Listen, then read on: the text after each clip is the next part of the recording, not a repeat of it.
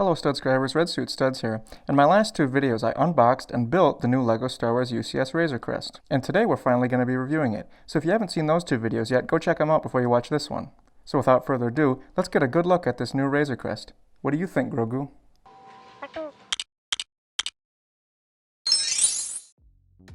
So before we get into the build of the ship itself, we'll go over the few minifigures we get in this set. To start us off here, we of course have our little Grogu in his little pram, his little stroller, if you will. And he does come out. There's a little 2x2 stud in the top of the pram here that you can see. He just sits right in there. And I really like the build of this. It's a very simple build, but it's a nice feature that they added in, especially since a lot of this Razor Crest set is based on Season 1, so he kind of has that original little pram that he rides around in. And the Grogu figure itself, it's the same one that we've been getting in all the other Mandalorian sets. I think it comes in like 5 other ones. It's the same one throughout all the others as it is in this one, so this is actually the only minifigure in the set that isn't exclusive. The other 3 that we have coming up, those are all exclusive to this one set, but this Grogu one here, it's the same one we've been getting, but it's nice that they added the little pram here for a little bit of a different take on the Grogu minifigure, give him a little something to ride in, which is nice. Next up, of course, we have our owner of the Razor Crest here, the Mandalorian, Din Djarin. And this figure is completely exclusive to this set. We get some nice arm printing on this version. Hasn't been in any of the other versions. I believe leg printing has been on the other ones, but not arm printing. And the helmet as well is a completely new print on there. You can see it has more of that ridge on the temple there on the helmet, and it does stop about halfway up the helmet, but it's nice that they added it to, at least to the front, and I believe some of the cheek shaping on the helmet is also added.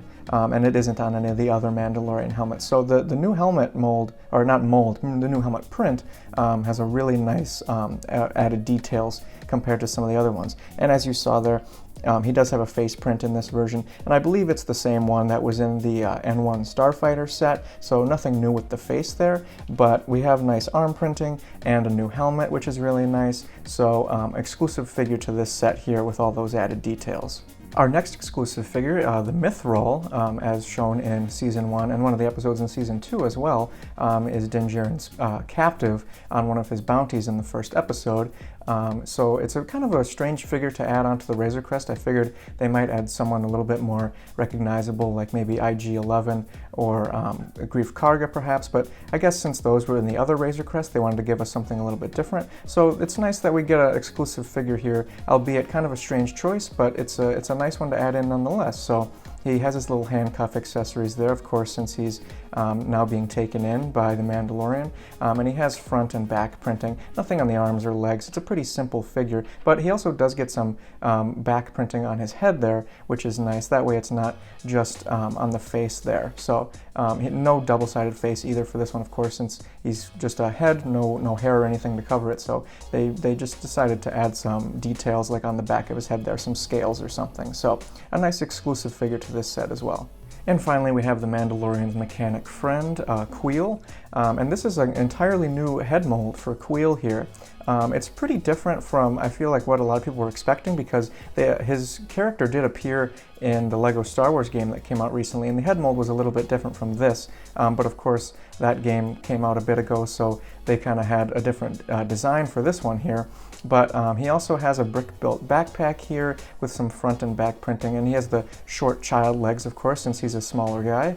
And then he has his wrench here for an accessory. But I am really impressed with the head mold there. There's a lot of great details, and the printing is really good, so I feel like they could use this for some more Ugnaughts in the future.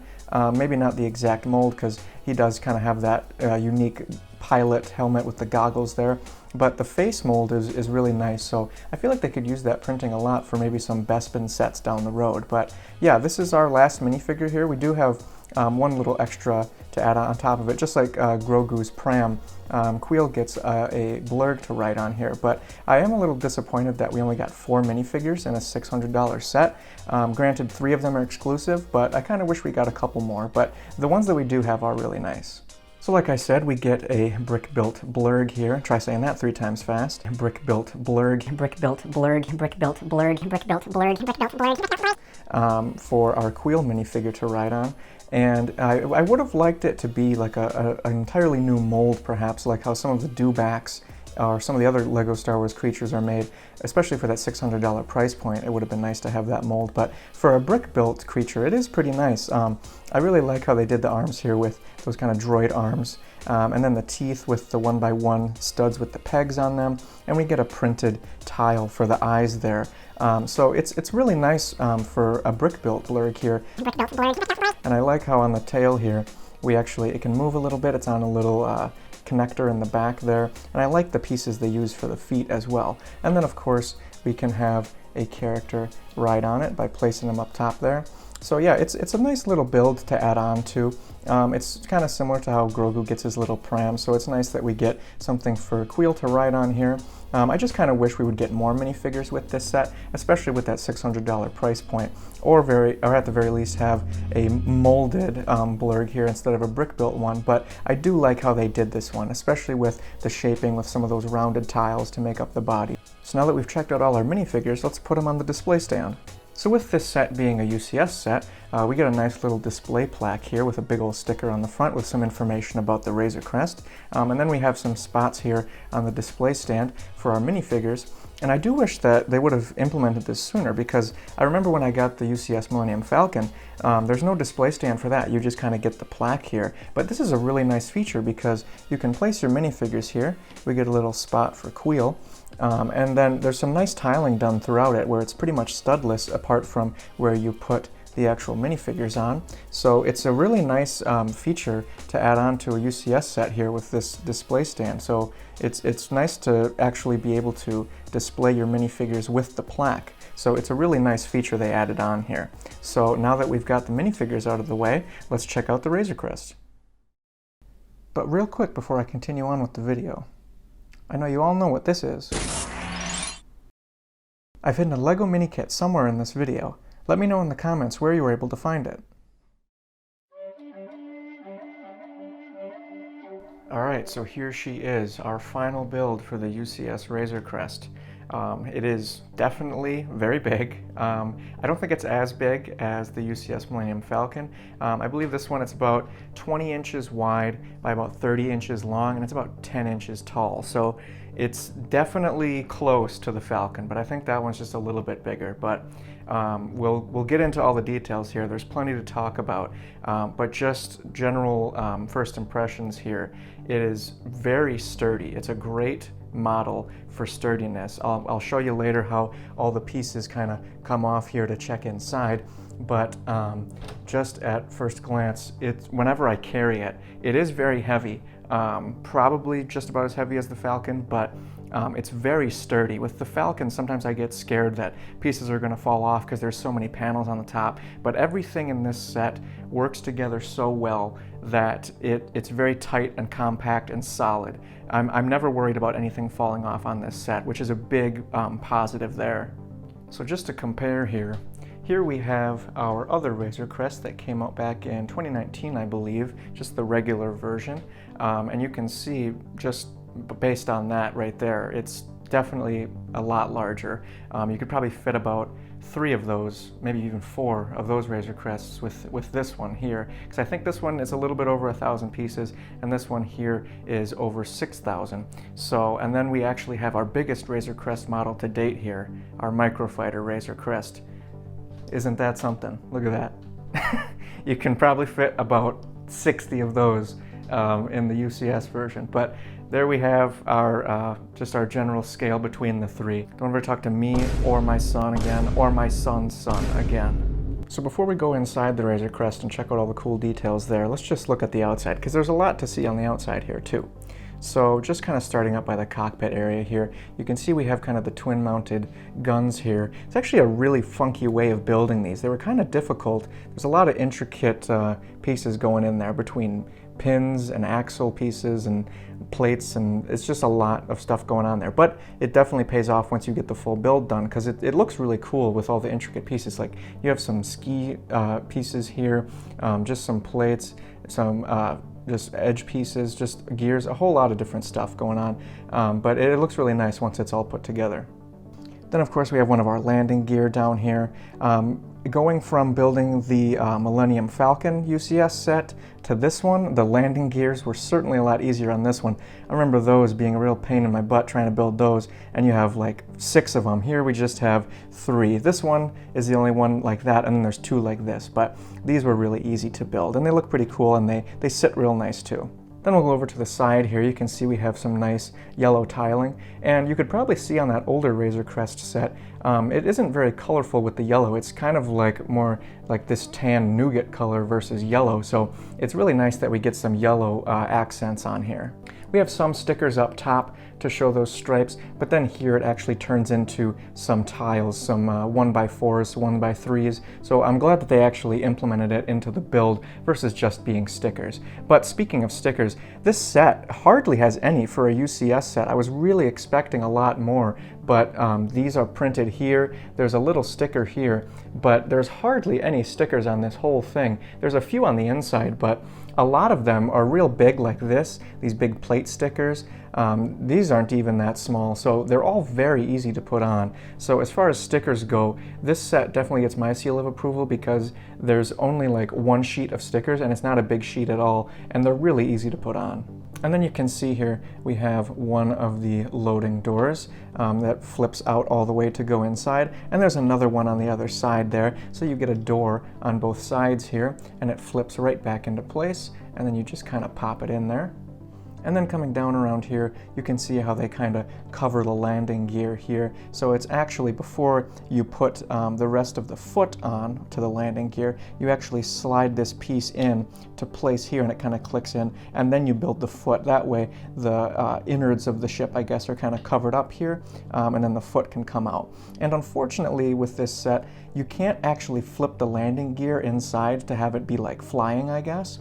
But I mean, you can't do that with the Millennium Falcon either, so I get that they couldn't really do that because once you kind of build the interior, you can't really flip the foot inside to store it in there, so it's kind of a difficult thing to try and add on there. It would have been nice if they could have figured it out, but I don't blame them at all for that because the interior wouldn't really work at all if you tried to stick these big feet in there. Then coming around the rear of the ship here, we have a lot of these sloped pieces all stacked together to make this big chunk here, and there's another one on the other side kind of leading into the loading ramp in the back here. And I kind of wish they might have used some of those bigger triangle pieces that are kind of the same size as maybe like 4 or 5 of these instead of just a bunch of these to build. But I guess this makes it a little bit better as far as the structural integrity versus using just big bricks, because that way they can kind of interlock the bricks and make it a little bit better for sturdiness. And then coming around the back here, we of course have our loading ramp that can open out the back, and it's a little tough to push it down here because it's on kind of those piston pieces. So sometimes I'm worried that I'm going to pull a little bit too hard and yank it, but it's in there with some Technic bricks and pins, so it's in there really sturdy, so I don't think it's ever really going to break or anything. It's just a little bit tough once you kind of push it up in there. You got to kind of give it a little bit of force, and same with pulling it down. But once you get it all set up and put together, I really like this function in the back here. Oops. So of course, just as I said, I don't think it would break, it breaks. So I guess that's kind of a negative there. The pistons are just a little bit too hard to pull on. They're not very smooth, and you might have even heard it. It's a little squeaky too, so let's fix that up real quick before we move on. I'm honestly surprised that even happened. Usually bricks don't get like that until they're kind of sitting for a while where they get brittle and solid like that. I figured it would be really easy for this to kind of squeeze in and out there, but yeah, you can kind of hear some of the squeaks there. So it's a really nice feature they added on here with the loading ramp, and I like how it flips out at the bottom there, and I like all the plates on the bottom too. It's just a little bit tough to pull and push on there. Then of course everything on the right side of the ship is pretty much the same as the left. There might be a little bit of different details in some of these small pieces here, but it's pretty much the same. Around the top you get a lot of differences in the symmetry, where there's some different 1x1 studs and tiles that make it a little bit different in color and detail, but I think on the sides it's pretty much the same. So then coming up the back here, we have this big chunk of the ship here. This was a lot of the build here, just building this big plate here that curves in here as well, that you really have to take a lot of time to build here because there's not only this main portion, then there's this one and this one that connect with the curving in pieces here. So this took a lot of time here to build, not as much as the engines here. I would say this is probably what took up the most time in the build, but this here took a good amount of time too. But of course you can see there's a lot of detail here, a couple miscolored bricks to show some rust, and then just some general kind of ship details, similar to the Falcon, where it just kind of has like a bucket handle and just some different kind of pieces to, like these are roller skate pieces for minifigures. So just some different unique piece choices here to try to give some detail to the set. And then we have our midsection here, and just like the smaller Razor Crest set, not the Microfighter version, but the $140 version, we have a nice little escape pod here, and it's honestly about the same size as the one in the older version, but I guess that's because once you upgrade to this size of a set, you can actually make it the size that it is compared to the set, whereas in the older one it's just kind of there for a play feature, so they make it big enough to fit a minifigure here. But with this escape pod here, you can crack it open here, and I actually, oops, another broken piece there. I actually use it to store Din Djarin's hairpiece here, because I don't know where else to put it for now. I guess I could put it in the cockpit somewhere, but I like keeping the helmet on my Mando minifigure, so I just toss that in there, and then you can close it up there. And then it has some glass pieces that actually they just kind of sit in there, and then you put these quarter circle tiles on top of it to just hold it in place. So they're not actually connected, they're just kind of sitting in there. And then these just cover it up to keep them tight. So kind of a weird tactic there, but it works out pretty well. And then of course we have our twin engines here on the sides. And like I said, this was probably the longest part of the build for me, because there is a lot of bricks that go into this. These are very solid. They're not hollow at all. This is completely full, because it's basically, you have to build the entire inside, and then on top of that, you have to go around that with some bricks that have studs facing out so that you can put all these tiles on. I actually counted in the instruction manual, I went and checked, these curved tiles that are used all along the engine, some here, some here. I don't think they're really anywhere else in the set. They're mostly on the engines here. There's, I think it was either 117 of them, 127. It's over 100. It is, I think, the most used piece in this set is these curved slope pieces to make up the engines. So that was extremely monotonous, but it was really satisfying to get all this tiling done. That's some of my favorite stuff to do in LEGO sets, is the flat tiles on top of studs. So this was really fun, albeit really long and hard to do, but it looks really great in the end game. Something else that was really fun to do with these engines is they have these chain pieces that all link together. And I don't think I've seen these pieces ever since, I don't know, maybe like 2008. There was like a Hailfire Spider droid set that had these, one of the Geonosian tanks that kind of rolls around during the Battle of Geonosis. They used these on some invisible discs. And I haven't seen these in a long time, so you chain like 41 of them together to put this on here. And I guess it's to kind of show like the engine's spinning once it fires up. And there's some on the back here too. I think there's like 38 on the back, so, because this is a little bit smaller disc versus in the front here. But yeah, this one kind of took a while to do here. You can probably watch me do it for a while in time lapse. Just these engines in general were a good portion of that time lapse. And then also on the back here, you can kind of see these flaps that are actually on some hinges here that you can open up. So it's basically like when Mando puts his ship into full thrust, and then once you kind of want to slow down, you tighten up on the panels here to slow down the thrusters. And it also has an orange piece back in there to kind of show the fire in the engine. So this was a really cool design choice right here, to use these kind of 1x4 tiles and have them all on hinges so it can open up there. And then in the front too, you also have something similar with kind of this gear piece. And there's a big disc that you don't even connect it to anything, and you put it in upside down. Inside, right around here, it's a big black dish that you just set in there, and then you put in an axle pin and you build all these circular pieces on top as well as that gear. And then I really like what they did here with these kind of big bricks to put around the engine here. It's a really nice piece to use there. And I like it a lot better than what they did with the older Razor Crest, where it's just kind of a bunch of sloped pieces all connected. There's a lot of gaps with those, but this one's real seamless here. And then kind of coming up to the front of the cockpit again before we go inside, you can see here that they have this big hole section here before you go actually inside the cockpit there. And there's a lot of detail here between the glass, invisible pieces, as well as just some kind of general vents and tubing and engine pieces and whatnot, just to kind of give some more detail to that cockpit. And I really like how they used kind of this one piece that's on a hinge here to kind of complete the cockpit, because LEGO doesn't really have a piece that's this exact shape, I don't think. They kind of have the half shape of it, and then maybe they might have one where it's the two of these together, but in order to get that width, they add this extra one in the middle here, just kind of to open up like this. And that's not how the cockpit opens in the show, I don't think, but I just like how they added it on there and put a little sticker, and it makes it pretty seamless actually. So now that we have our outside all detailed and taken care of, let's check out the inside. So like I said earlier, this set is very solid when it comes to all the different parts coming together to put on top before you actually get to the interior. Because with that Millennium Falcon set, it's very haphazard how they kind of put in pins in some holes to try and keep pieces in, but everything here is very solid and has a purpose for how it stays together. So I really like that. And you can see here with the cockpit, we have these 1x2 pieces with the stud that actually hit these little bricks here that hold it in place, which is just a great feature because it just slides off so seamlessly, and then when you want to put it back on, you just kind of line it up and it sits right there. So that's just a really great way to do that without any studs or anything to connect it. So once we get on the inside here, you can see the cockpit is very detailed with a bunch of different control panels, handles and everything. And we have a nice swiveling seat here for Mando. And then we of course have a couple seats for co-pilots or passengers.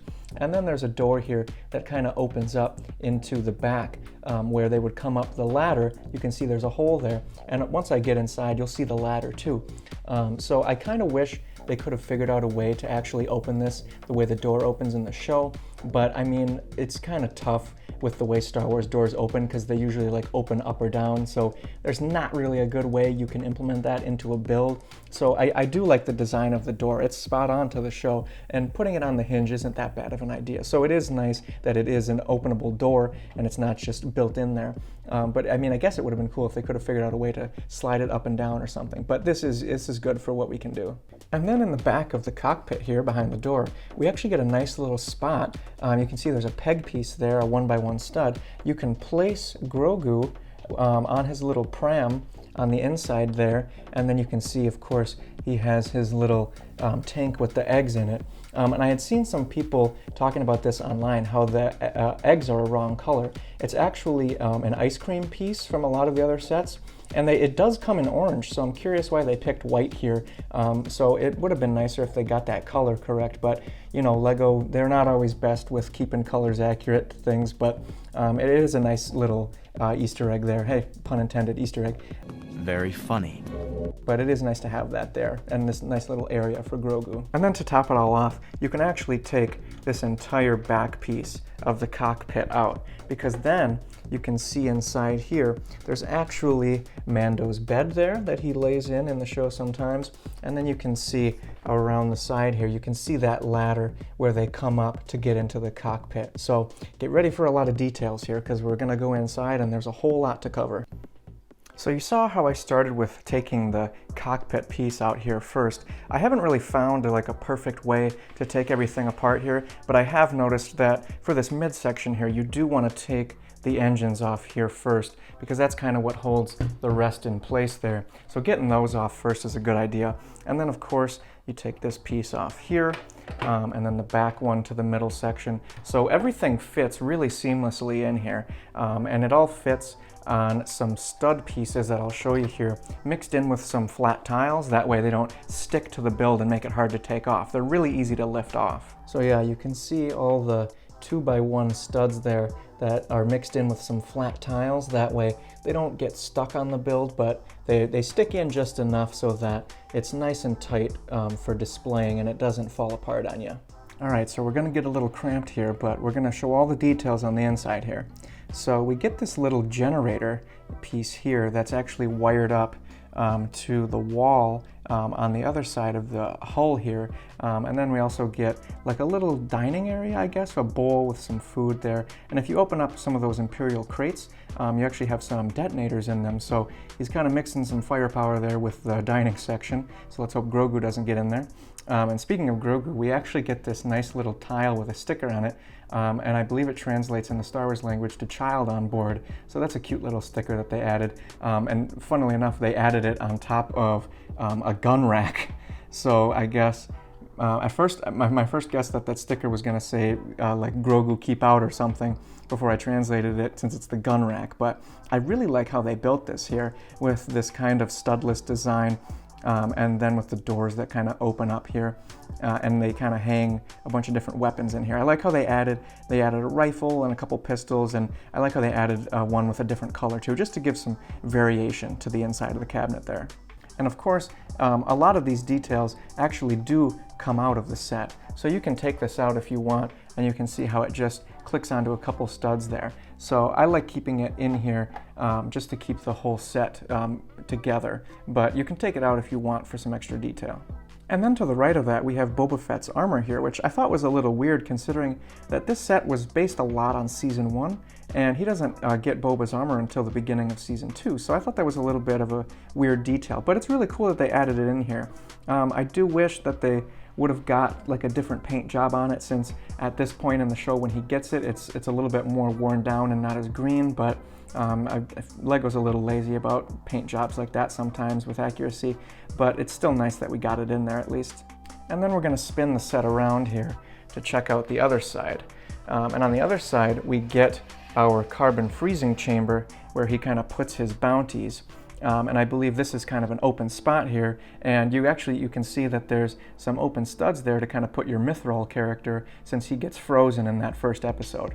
And these are kind of just clicked on to some pegs here. So they have some nice stickers. I believe it's the same ones as the older Razor Crest set, although I think that one also had one with the Mithril on it. So these ones, there might be one different one here to replace him, since you actually get the minifigure in this set and not the sticker for the carbon brick. But you get two different ones, and they're built the same way, you just get different stickers for each. So that's a really cool feature that I'm glad they were able to add in here and able to flesh out a little bit more than the past set, since there's a lot more room in here now. And then at the tail end here, there isn't really anything on the walls here. There's just kind of, you see the Technic bricks and how everything's put together, because then it kind of leads into the back where that loading door is, which I'm not going to try open it because I don't want to break it again. But yeah, that's all our details on the inside there. I love how much they were able to pack into this set, especially up front here with this ladder and Mando's bed too. That's some really nice details I'm glad that they were able to add in there.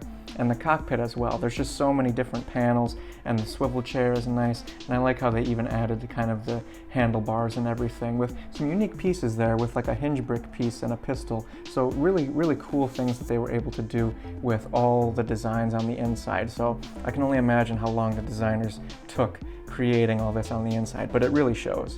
So for best practice for putting all this back together, I usually just do the cockpit first, since it's real easy, since you just kind of slide this one piece in here, and then you can easily put the cockpit piece, or the hull of the cockpit, right over on top. And then I would say maybe start with the back, since this piece is really easy to just set on here, because the middle ones are the ones that can sometimes be finicky.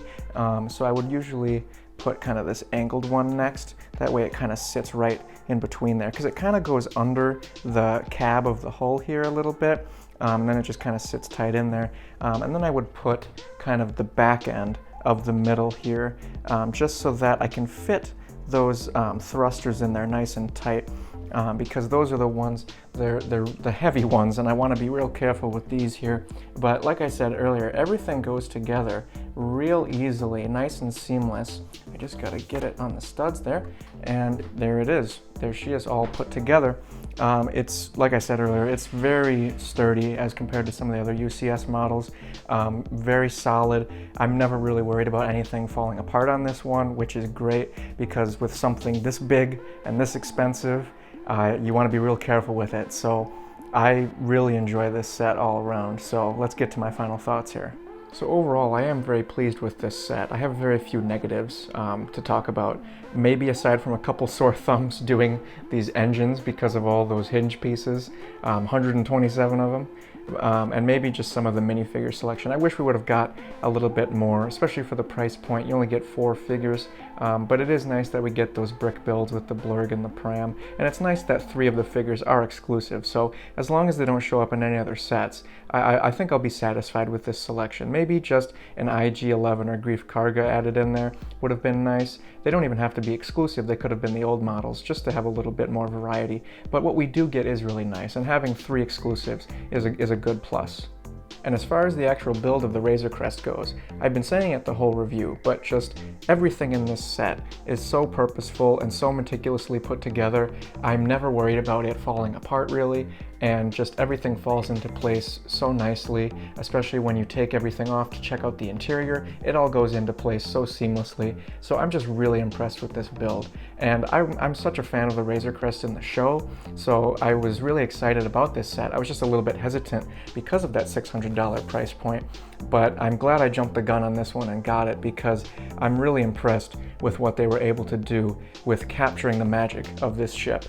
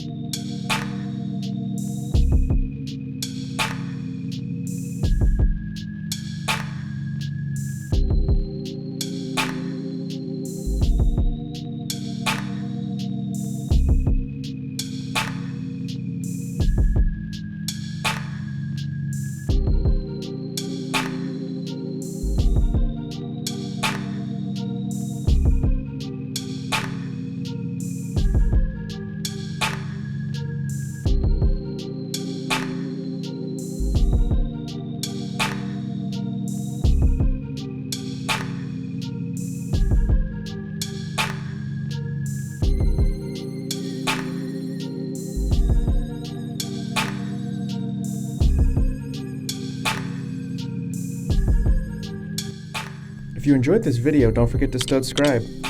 Thanks for watching, and don't forget, this is the way.